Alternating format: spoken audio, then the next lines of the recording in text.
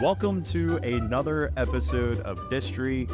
We are on our Wonderland in Disneyland series. We've gone through concept art and walkthrough attraction. We've gone through the 1958 physical ride, but now we are getting to the 1983/84 new Fantasyland remodel, which adds a lot of improvements to Alice as a ride. And we will be closing with the 2014 to what it looks like now enhancements. My name is Kirk from Walrus Carp, and with me, as always, is Kate, the Disney Cicerone. Kate, how are we doing this evening? Oh, I'm doing so great. I think this has been a really fun series to dig into Alice and kind of find some of the little stories from the Imagineers who built this attraction, some of the unique ways that they innovated, and some of the new techniques they used in artistry to make this come alive. And same is true with the 1983 remodel. They used new technology and new things that they also did a lot of throwbacks to the original movie as well to really make this ride the best version of it that it could be. So, and I know that, Alice in Wonderland is so near and dear to your heart, being Walrus Carp from Walrus and Carpenter. So this has been a really fun one to dig into with you. Huge fan. Yeah.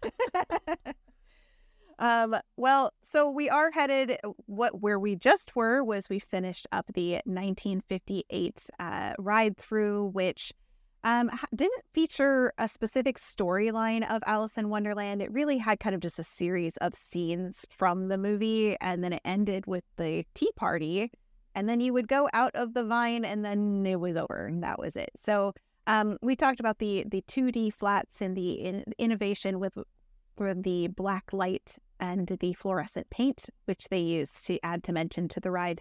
But in 1982, 83, they decided to redo all of Fantasyland. Fantasyland had been, what they said, it was being held together by like layers of paint by that point from 1955 to 1980s. And they really just needed to revamp it a little bit. So this Alice in Wonderland actually, though, got delayed. It was supposed to be open with the 1983 new Fantasyland that opened, but it wasn't ready. And it was mostly because of budget cuts. It delayed the remodel of it. So it was supposed to open in 1983, but it didn't open until April 13th of 1984, which was a great year. I loved 1984. So the main person who oversaw this Fantasyland remodel and new Fantasyland was Tony Baxter. So we get a lot of stories from Tony of this. But the main things that they tried to do with this version was to capture a more immersive experience, more of the storyline, and more of the color and mood from the original film. So they used less black light because it just was starting to get outdated by the 1980s. It'd been around for 30 years. People weren't impressed by black light like they were in the 1950s. They also added some more animated characters into it, which we'll see some of those show up, and they added some new special effects. So in this Fantasyland remodel, they also moved the Mad Tea Party from where it was in front of the castle, behind the carousel, near the castle, and they moved it over to be closer to Alice in Wonderland. So the whole area became a mini land for Alice with the addition of the Mad Hatter gift shop and the college. Bring many lands to Magic Kingdom, Walt Disney World. I'll start making signs and showing up. I've been a proponent of this for years. Okay, so it was going to be, everybody says they should, put it aside. They had planned in 1971, they were going to put it in Disney World, but Raleigh Crump was kind of in charge of it. And he said, how fun would it be if you sat in a teacup and you got to spin the teacup to control your perspective as you went through the ride? So it would have been a version of Alice in Wonderland, but going through it in a teacup that you could spin, which I think would be pretty amazing. But just budget cuts and time constraints and whatnot, they just totally cut the entire attraction and it never showed up. So I feel like this is the story that you told me of how they kind of figured out how to do Who Framed Roger Rabbit, where they put a teacup on an existing rail system. Pinocchio. Yeah, and just were spitting it in there. I love that. That's so cool. Yeah, they just took a teacup from the Mad Tea Party. They put it on the ride system for Pinocchio, and the Imagineers all piled in, and they would see if they could turn it and if it would make sense in the ride, and it worked. And so they turned it into what is now the Roger Rabbit ride in Toontown in Disney. So I love that. That's so cool. Yeah, it's really fun. So they moved the entire area and they made this this whole area for Alice over where Alice already existed. So this ride didn't move, but the Mad Tea Party did. And something that's really interesting is the ride operation booth for the Mad Tea Party is the home of the March Hare.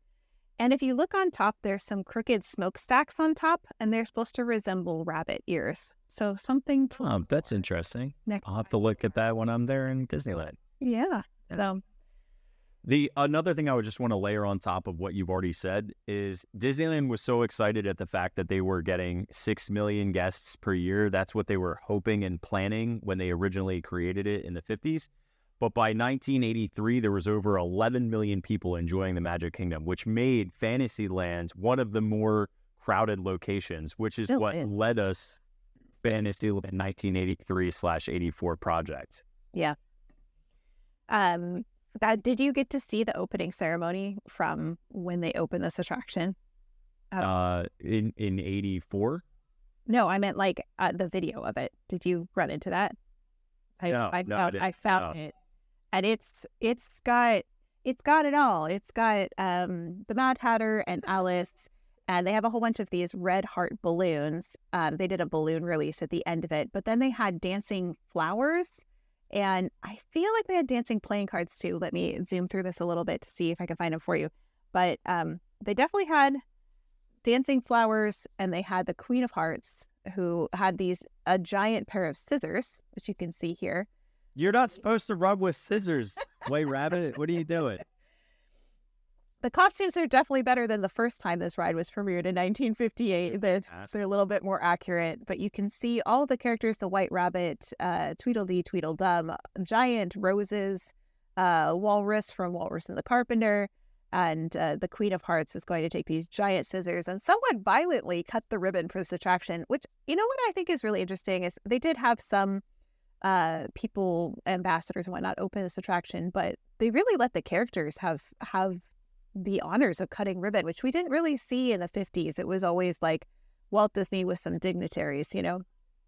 So yeah, I don't know. This is more fun for guests. From a guest perspective, it's become more of a show, which is, I think, what it should be. Yeah, let me see if I can show you the ribbon cutting, because it's a here she goes. So she winds up and it's a dude off with her head. You know, if somebody's gonna cut it, it might as well be her. Yeah, and then they do a balloon release, and all the balloons go up in the air, and that was the grand opening of Alice in Wonderland. Should we talk a little bit about some of the changes of maybe the queue? Sure. Vehicles. Also, I just want to point out that all of this new Fantasyland project takes a long time, right? So and it cost a lot. The projected project in its entirety was $55.5 million for the 2-year plan, which I think is insane for the time period and the amount of things that were gained. I don't know if they spent the money effectively or not. Do you know what I mean? They did a lot of things to it, though. I feel like, so here I have the work copy, and this is from 81. So it's really clear that the work copy for this remodel of Disneyland, for Alice in Wonderland, they didn't really know what they were going to do for it yet in 1981. I don't know if it's because they didn't have budget or they just weren't ready yet. It does seem that they knew that they were going to increase the track length by this point by about 600 feet. But they didn't, the square footage by 600 feet. But they didn't really know what else they were going to do with it, because if you look on all of the other attractions in the work copy for this in 1981, they have detailed about all the changes that are going to happen, all the characters that they needed, all the estimates. But this is what it says in 1981. All it says is undetermined at this time. And all the pages say that. It's like blank pages of undetermined at this time. So it's very clear that they just didn't know in 1981 what they were going to do yet with it. So I think that's really interesting little piece of history there. But if we're going to the queue did change. Hang on. Before we start changing stuff, I just have one quick, so Tony Baxter was the chief show designer for New Fantasyland project at the time, and he recalls the Fantasyland area, which you agree is still spatially a problem, but the Fantasyland area was overtaxed, and we had to spatially enlarge it. We broke the Alice portion off from the other rides. We knew we were moving the teacups over there, and we had this mini lands that you were talking about. We waited so we could concentrate on it later. And like the 1955 Fantasyland, we ran out of money, and Alice was way more complicated. It was the only Fantasyland dark ride that goes on multiple levels, and we made the sets a lot more dimensionalized, which, if that's a word, I don't know. Dimensionalized. Where before they were all flat. And we talked about it in the previous ones, flats being like flat, mainly wood with paint. And then in the 1980s, a lot of us who were newer at Imagineering were trying with these rides to pay homage to the best of Disney animated films. We had an opportunity to make the rides as pure to the original films as possible. So that's why Alice basically gets a tabula rasa, or a blank slate, because they didn't know what they were going to do. They didn't know how much money they would have left over, but they knew they really wanted to make it something special with the changeover. Yeah. They really wanted to pay homage to the original film, so much so that they used the exact colors from the film and they matched them. They took those colors and then put them in the attraction. So if you look at the version from 1958, we had in a previous episode, we looked at the Flower Room and how it was just kind of a little bit drab, just not as vibrant as it would be today. And that's because they went back and used those colors from the film, which, of course, was inspired by Mary Blair, Claude Coates, Ken Anderson, John Hench, all those people that worked on that color and styling for the attraction. I was going to see if I had one for you guys, but I don't know if I have it. I was using mainly the videos because I thought they were better representations. Yeah, no, for sure. Okay, so let's go to the outside queue. What changed between 1958 and 1984? The track was rerouted, which I'll get to all of the end of the attraction, why it was rerouted in a minute.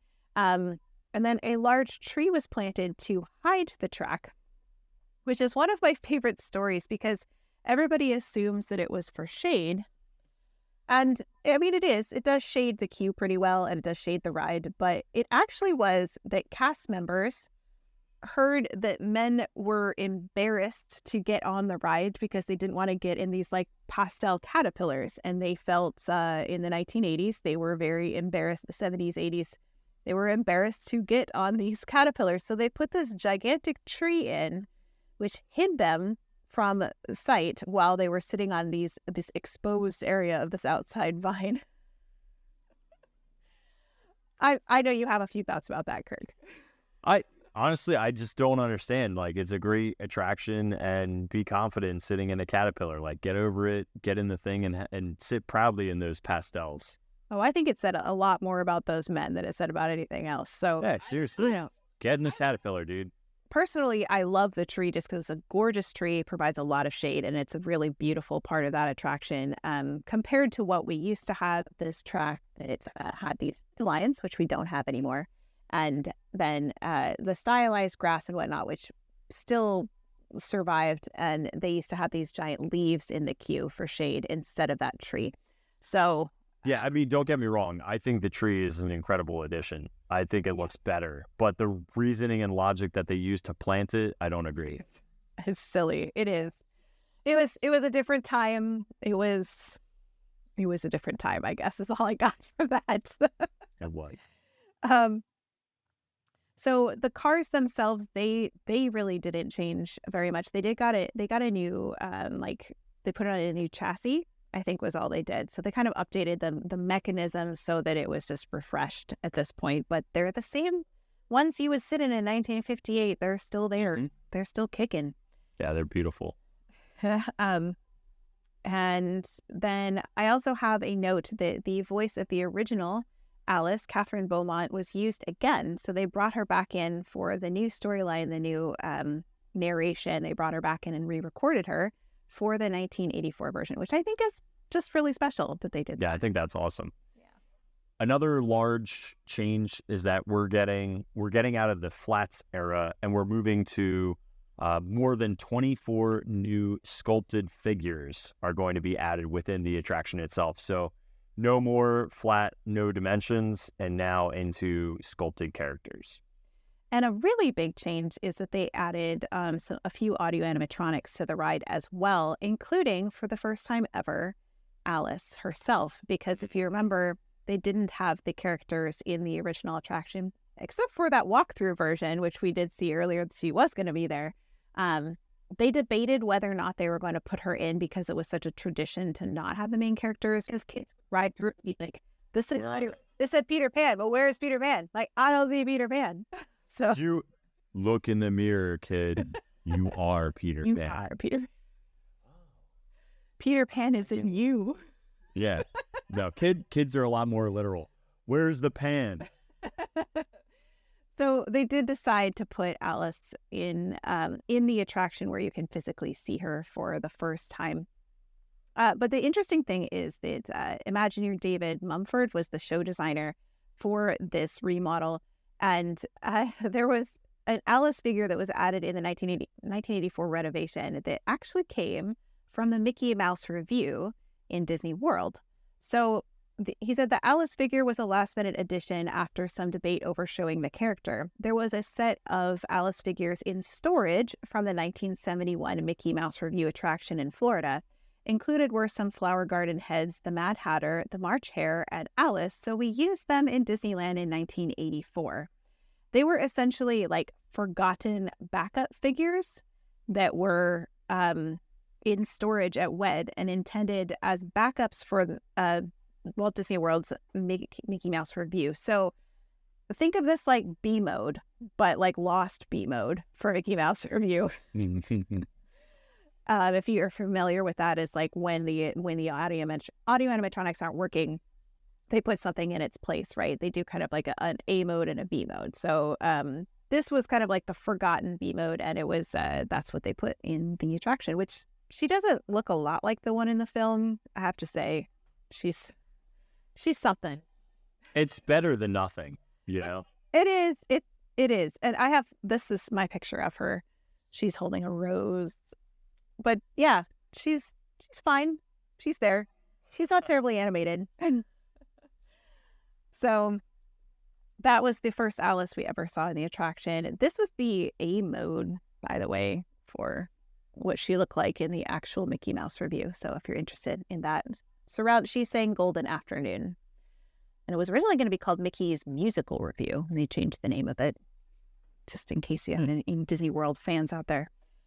All right. Do we want to do kind of like a ride through and we'll just stop and say some things? Yeah, I just have two more quick quotes. Okay. I got another one from Tony Baxter talking about the 1950s and moving on from black lights and flats. Okay. So the 1950s, black light was a miracle, and it worked really well. Back then, you turned on a black light and showed people these paintings on the walls. And there were a lot of images which were designed to just kind of like pop out and amaze you in the black light. People go into these magical worlds, and the blacklight effect had no overused connotations. It was an experimental medium at the time.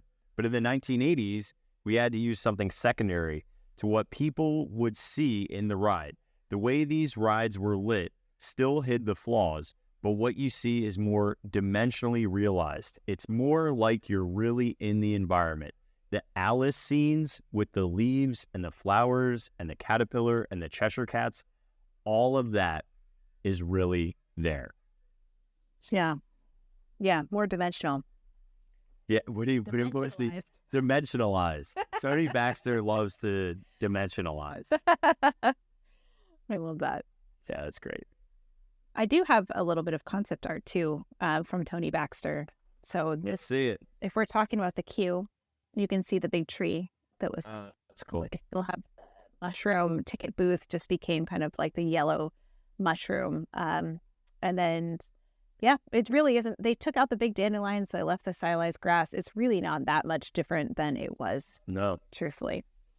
And then I have a picture of so if we're talking about animatronics, there is 2 for the March Hare and the Mad Hatter. I have this little thing that says rotate on turntables. So that's how they were animated there. But this is in this special part in the end, which we'll get to more information about that in a minute. And I also have one of the area as a whole, what this looked like. This is actually hanging in the Disney 100 gallery right now in Disneyland. So if you that's cool. visit that, I don't think it's the actual concept art, but I'm not sure. It seems like everything there is just kind of, so you can see the Mad Hatter over there. And then they have a big teapot, which is the center of the Mad Tea Party, which is neat. And then behind there, you can kind of see the caterpillars. Caterpillars in the background. And I love that they had like big bushes with roses on them. I'm kind of sad that we never got that, but it's okay. Yeah. And there's another section in here. At the opening ceremony, the show designer, Bob Kurzweil, said, in creating the new Alice in Wonderland, we had an opportunity to use animated 3-dimensional figures and had special effect technologies which simply were not available when the show first opened in 1958. Now, as a result of higher level sophistication, the guests have more of a sense of being there in Wonderland with all the characters. That's pretty great. So shall we go through the actual ride and just stop along the way? Let's ride it. Let's go through it. And I'll show them the original ticket booth alongside. This is where the cast members go in and cry right in here now. If you're a cast member, that's you. I'm so sorry. But you could see what it used to look like and what it looks like now. And they did change the book a little bit. So the styling on the book is different than it was. I like the older styling. Yeah, I do too. I think that graphic is so much better. They actually were selling posters of the original. That's pretty neat. Like, I wouldn't buy this. I would buy the one you just sent on. I like the traditional ones. Yeah, me too. All right. So let's hop on the ride and move through it, and we'll give some history as we go. So same thing here. Although we do have, I don't remember rabbit footprints in the original, but there's not a lot of pictures on it. So I'm guessing that these were probably additions. Yeah, and then as we go down the rabbit hole into this area, you can see it's really hard to see there. I have kind of a better picture of what it looked like with the lights on. And you can see they painted the floor with a checkerboard pattern, and they have a portrait of a rabbit on the wall and some curvy kind of like distorted like candelabra. It's like, so it feels like you're falling down this hole. And then at the end is the doorknob door that will then open up. And if you remember the 1958, we were looking at the Cheshire Cat and we were getting smaller. Here we're getting the moving doorknob. Yeah. So then it's actually speaking to us. So this is like an audio animatronic mouth, and then the door opens up. Yeah, and then here we see kind of the white rabbit running off and chasing Alice. And we see then Tweedledee and Tweedledum for the first time, because we didn't have them in the original one, which throws back to what we saw. If you remember in our first episode of the series, how we saw Tweedledee and Tweedledum, let me pull that one up, because that's a pretty interesting, how I think that they pulled some of these original concepts out and then use them here from the original walkthrough, because this looks so similar with the trees on either side and the two of them kind of dancing. Yeah, it has the log. Just move the log behind them instead of the foreground, and you're pretty much there. Yeah. I do like how they sequence these, because you see the one like flat, and then they kind of like one leans to the left and the other one leans to the right. And they do have the same noises now implemented from the original film, that like honking noise that they make, Tweedledee and Tweedledum make. Yeah. You pass really quickly a flat of the rabbit's house, and now we're looking at a 3D figure of the White Rabbit jumping, very simple animation, jumping up and down with the clock rotating in his hands.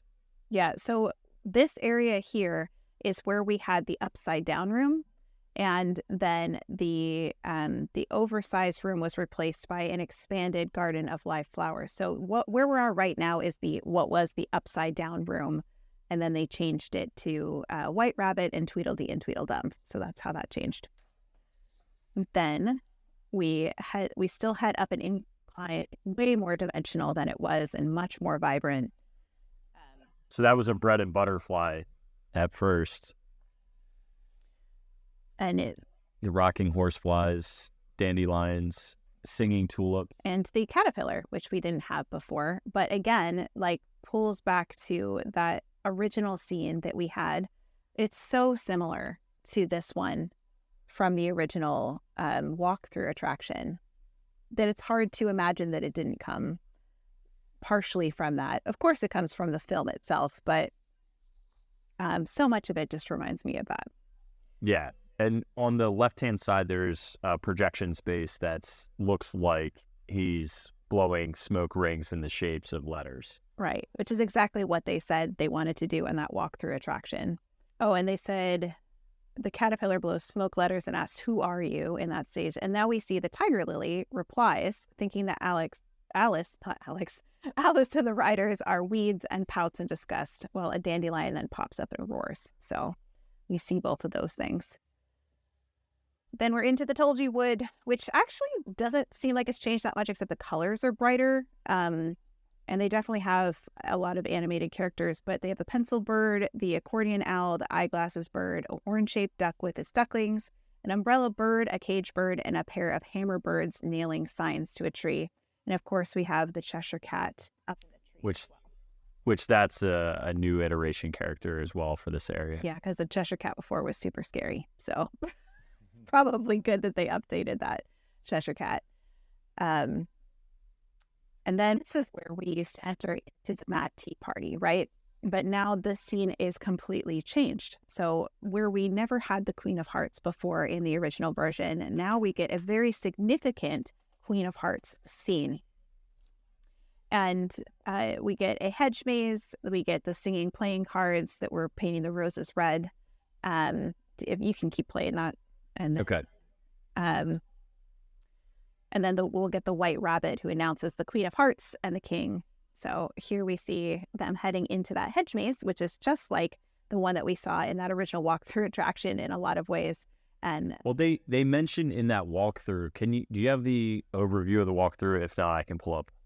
Yeah, well, it's not a great picture of it because it's, but you can see. Are you talking about this one? Yeah. If you can you zoom in, or can you not zoom onto the rotating card section? Because it's like a 180-degree turn. I feel like that's from the walkthrough. I don't know. That's about as far as it goes. Okay. So it would be in the dead center of your frame, right before the exit. It says revolving card men. And this kind of makes me feel like this is their little rotunda wheel going round and round in a circular pattern. Yeah, let me show that that. rotation section. Like this, the twin barrels. That's probably what they meant by that. No. I guess. No, I got. The benefits of not having good pictures. Stop. But this, I'll pull it up. This looks so much like that, though, with the maze. This, to me, is what reminds me of that, because we have all of the soldiers that actually form a maze that you have to walk through to get to the trial. And that, to me, is what reminds me of that scene. Yeah. So this is what I was trying to get at. This section right here, not the tunnel down here. I think it's because of your text. But you can see that they're rotating them around a post. So take your concept art, throw it on this rotational section, and I feel like that's how you get to this final piece. Yeah, for sure. Yeah, that's interesting. Mm-hmm. And I love that they use mirrors behind the cards to make them look like there's way more than there are, which is, this classic Disney. Disney used that trick first in the Sleeping Beauty Castle walkthrough with the spinning wheels. They go round and round, and they use a whole bunch of mirrors to make them look like a whole bunch of them. That's where they first used that effect. Okay, so now we get to a place where we see the Queen of Hearts, and we see the White Rabbit first, kind of announcing the Queen of Hearts, and then we see the Queen of Hearts, and we see all of them playing croquet. And here's where I want to mention that the names of the voice credits for these characters. Alice, of course, was Catherine Beaumont, which we already mentioned. The White Rabbit is Corey Burton. The Ace of Clubs is Thurl Ravenscroft. So if you're familiar with Thurl Ravenscroft from Haunted Mansion and a lot of other places in the Disney parks. The cards are Corey Burton. The Cheshire Cat is Tony Pope. Tweedledee and Tweedledum are Corey Burton again. The Queen of Hearts is Tress McNelly. And the King of Hearts is Tony Pope again. So that's the voice credits that you're hearing in this attraction. So now we hear the king tells the riders Rule 42, the queen always wins. And we see a projection of a hedgehog just spinning on the wall before the queen kind of loses her, she loses it. And she's mad. You're going into what is the trial room, right? And you can see the king at the top. These doors are the ones that you used to go through that were the series of doors that would get smaller and smaller, and then you'd hear the Goofy yell through each one. Well, they kind of did away with the Goofy yell for everything except for the last one, and they have these cards that are kind of guarding the doors, and you're trying to push your way through the cards to get out, right? And then you end up in this open vine area. So this is from the top of the vine. If you look over to the right in this and you see the top of the old ticket booth, the mushroom ticket booth, they added 6 little tiny shoes for the caterpillar, who has now turned into a butterfly, which not everybody notices them. So they're right there on top of that. And you also see the book says, "A very merry on birthday to you," which is a little bit of foreshadowing for the next scene. So we're here, we're going down this vine. And usually the attraction would end at this point and go around in a U-turn in 1958. But in 1983, that all changed. So they demolished the area where the cars went into for maintenance. Can you pause it there for a second? And what they did was, let me make sure I can find this because this is really interesting. So Tony Baxter was the one who wanted this end to this attraction. And he said, "Alice in Wonderland always intrigued me because half of it was outside. As a kid, I used to sit up there on Snow Mountain, which back then was just a mound of dirt called Holiday Hill, with some benches. And you could look down on Alice, and I was always fascinated with the track. It was convoluted, and it seemed to lend itself as part of a Wonderland world, kind of crazy and eccentric. And I thought it was an amazing layout. But as a kid, I was always a little disappointed. You could see from the top of the vine that you just reached the ground, and that was the end of the ride." So he grew up then, became an Imagineer, was in charge of this project, and decided to add an ending onto this attraction. So that's what we're going to see now, is that we're going to go through, and it originally in 1980s and 90s was a like smoke rings with a Cheshire Cat, because kind of like, that part of the movie where she's kind of experiencing this kind of crazy part. And then it spins around into the Mad Tea Party, which we had lost from the top of the attraction. They did reuse some of these teacups, by the way. I have a little note from Tony Baxter about that. If you can pause it on the Tea Party, Kirk, I will show them that concept art. Okay, leave it there. That's good. So this is some concept art from Tony Baxter, and it says Tea Party. And it says, repaint existing props and add teapots and small dormouse. So I believe they did reuse several of these teapots and teacups from the original 1958 attraction, and they just repainted them because why not? And you can see in this particular video that there is only the Mad Hatter and the Dormouse. That's significant for our enhancements later. So just take March Hare. that. Sorry, yes, March Hare. Thank you. Got it. There's too many characters. Yeah, stop. 24 plus. So then the end of this attraction is a giant exploding unbirthday cake. And this is here because Tony Baxter wanted the end of the attraction to go out with a bang. So you left it smiling. It was silly. It was crazy. And that was the whole purpose of that cake being there, was so the attraction went out with a bang, which I actually really love that. Yeah, I think it's like it's a good plussing to enhance, first of all, removing flats, getting all your animatronics, getting just sculpted, even if they're simply animated figures, is a massive enhancement. And then you add to the ending, it's a great way to finish up an already enjoyable experience. No, I agree. Yeah, so what's funny is I have ridden the pre-2014 version. Yeah. So I did see so I have never seen the enhancements. So it was cool seeing them. I was like, oh man, they really added a lot of, like, sometimes I get all weird with projection stuff. Yeah. But I think it was really tastefully done. It was very well done. Before we get to the 2014 projections, I just want to talk about the safety railing debacle, because I think this was a significant chapter in the Disney Alice in Wonderland story. And for those of us who have lived it, it felt very traumatizing. So what happened was, in 2010, a visiting OSHA inspector mentioned in passing that the elevated track could pose a problem. And so Disney voluntarily shut down the ride for a quick safety fix. So the original vine was very, very narrow and small. And it was mostly not necessarily for guest safety. It was mostly for worker safety. They didn't have anything to prevent them from falling off of that platform.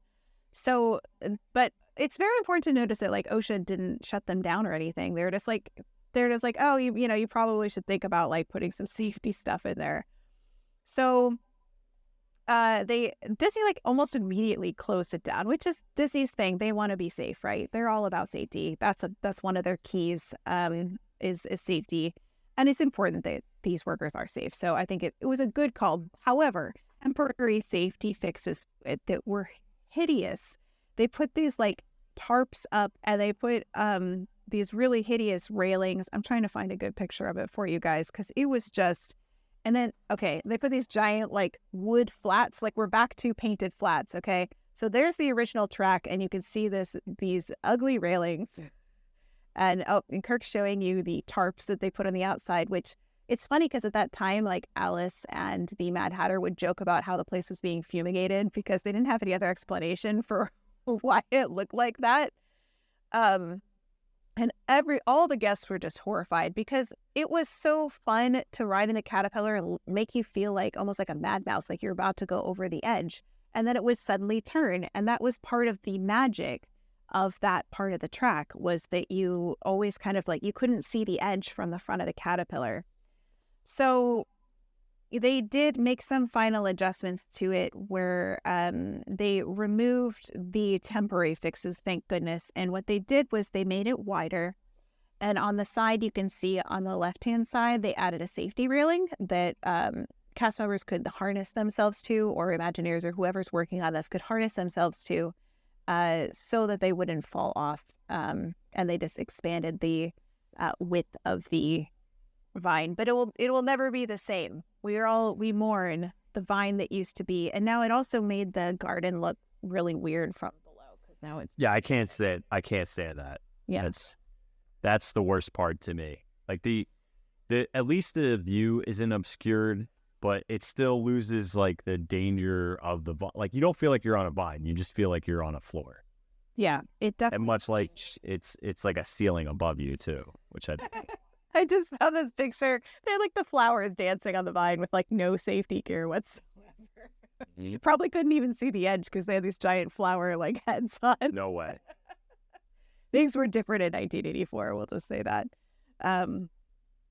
So that was kind of the big debacle. So in 2014, when they closed it, July 4th, 2014 is when it reopened, but they closed March to July.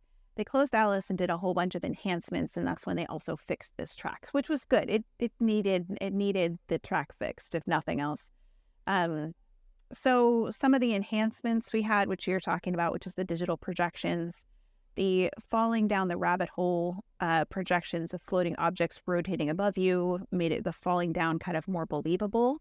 And it's super vibrant. Like, this is what the picture looks like. Yeah, it's color-wise. It looks insane. Yeah. How beautiful it looks. I mean, the attraction was already gorgeous, and now it's just that much better. Yeah.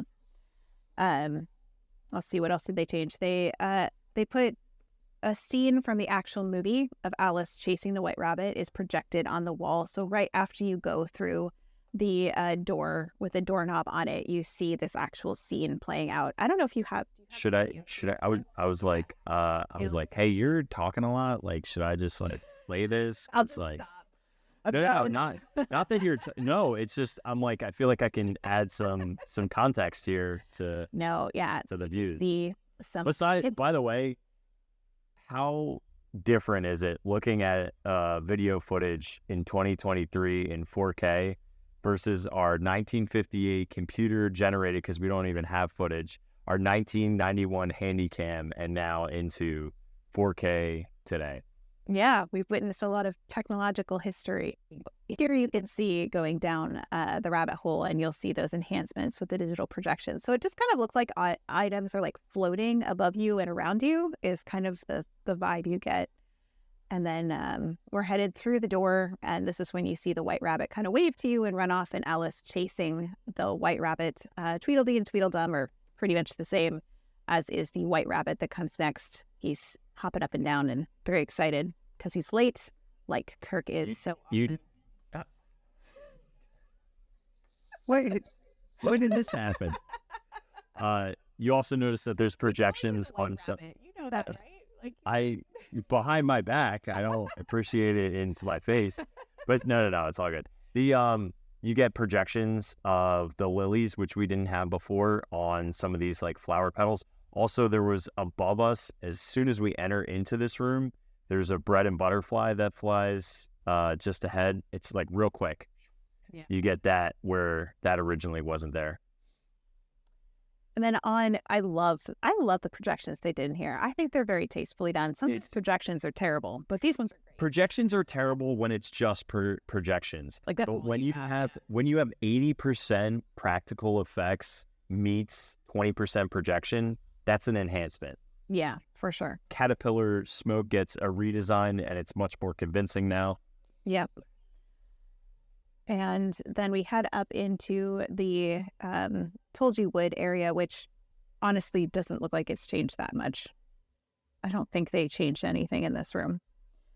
I think the next change is in the projection for the Cheshire Cat. Right. This one was a full figure Cheshire Cat, but now they're illuminating and removing his body as well on this. And get on back. And Al, it's okay. That's why that's why there's two of us. Redact it. And then he disappears, which I think is a really cool effect as well, because it's a physical piece and then disappears using lighting. And then what's really clever is using lighting. I'm going to go back like just a second. Using lighting, they drop the lighting on him and then project onto the physical body of him. So they removed the physical body. This is a projection in the background. They kept his real face, his structured, sculptured face, dumped the lighting, and then add a projection. Yep. So then a lot of these characters are still, I just feel like they're a little bit more vibrant. Yeah, they repainted everything and made it brighter. And then we head into the rose garden, and the scene is pretty similar here until you get to the part with the hedgehog. You also get painting, like red splatter paints onto the hedges that are projections. Look at that. I'm learning. Yeah, look. Yeah, very much. So if you look right on the left-hand side, you'll see, hang on. I got to get you guys in the right frame. See them? Oh yeah, I see it. I don't think I've ever noticed those on the physical ride. So that's interesting. I wonder if they're still working now. I don't know. We'll have to take a look. So then we head into the scene with the Queen of Hearts and the King of Hearts, who pops out behind her. There he is. And then we have this beautiful upgrade to the hedgehog scene rather than just a single hedgehog ball rolling on the wall. paint of the hedgehog. Yeah, I love that. The little movie. Plus, you get the animated characters on the side walls of these doors. So the door and shrinking door still exists, just slightly different. But they really removed a whole bunch of the cards that were in here. If you see, Yeah, there was like 4 doors. Now there's only 2. There's only 2. So some people don't like that. They changed that part. Bring my doors back. Give me my doors. This does change this section so dramatically, though. Like this whole entire extended area around the original track, it does take a massive amount of the viewing angle out. Yeah, and it's like you might as well just go straight at that point, because like, why are we bothering to move around? Because we're just it's a giant. Let's see the Matterhorn at least. Oh, it's a nice view. I like going outside on the vine, and you can still see the caterpillar shoes are still out there. Still my favorite ride in Disneyland. It's my second favorite, but it's always what I go to first. What's your first? Haunted Mansion, for sure. Okay. Haunted Mansion, Pirates, and Alice, they're all kind of up there for me. I think I would change my. I think I would go Alice, Pirates, Haunted Mansion, in Disneyland. Pirates is pretty great. Disneyland. I don't know. It's so tough. I mean, it's pretty lovely. Yeah, it's wonderful. I'm super biased though. All right, major differences. Different change in this one as we go into that additional ending that Tony Baxter had added. When we go through the first door, now instead of it being a giant Cheshire Cat, which actually felt a little bit out of order. I think that was disjointed. I mean, I even feel like this Mad Tea Party section is out of order, and this always bothered me when I saw the original one with the Cheshire Cat I'm like, that was in the middle of what should have been way back. Like, we already are coming out. Do you know what I mean? Yeah, it really should have been like ended with the Queen of Hearts. It should be ended with the Queen. It should be Queen getting incredibly mad at you, and then this like smoke and the cards collapsing, and when the cards collapse, like a poof of fog or mist, and then boom, you're out. Yeah, no, I agree. It is a little bit out of order, but we forgive them because it's super cute. So they have all these projections on top of like where there used to be smoke, teapots kind of like puffing steam, and now we still have all the teapots that we had before, maybe a few less cups, it looks like. But this is a huge change to this tea party scene because we actually get an animated Alice with the March Hare and the Mad Hatter. And the Dormouse. So, and that was a big significant change that Alice is now seated at the table with them. And of course, the exploding unbirthday cake still happens with the "Do come back" sign at the end. They did put projections behind the fuse of the cake as well. Yeah. So yeah. So it's just as tastefully done, I think, is a very apt description of that. I think. It's beautiful. It's absolutely. So the original attraction, I think, was great for the time. You know, they utilized black lights and UV to, I think, a great effect. I think guests really enjoyed it. I think from 1983 to when did they install these safety rails? Was that 2010 or was that 2014?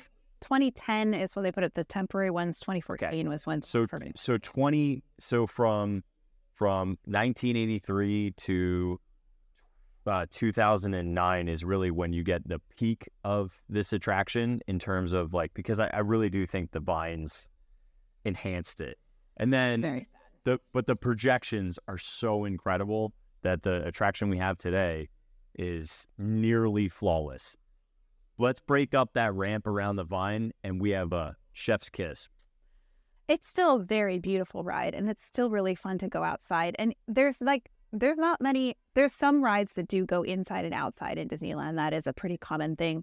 But there's 2-story rides. I know we have Rise of the Resistance now that is 2 stories, but you don't know that it's 2 stories most of the time when you're in it. That's what we're going to talk about. You're going to bring into this beautiful temple that we built. You're going to bring in Rise of the Resistance. I'm thinking for rides that are 2 stories. Give me a break. I'll give you a break. Here's my break.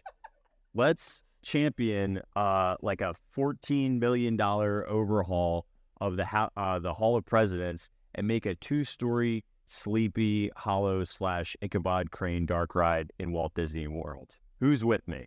Yeah, I could be on board for that. I think the IP might be too old for most people.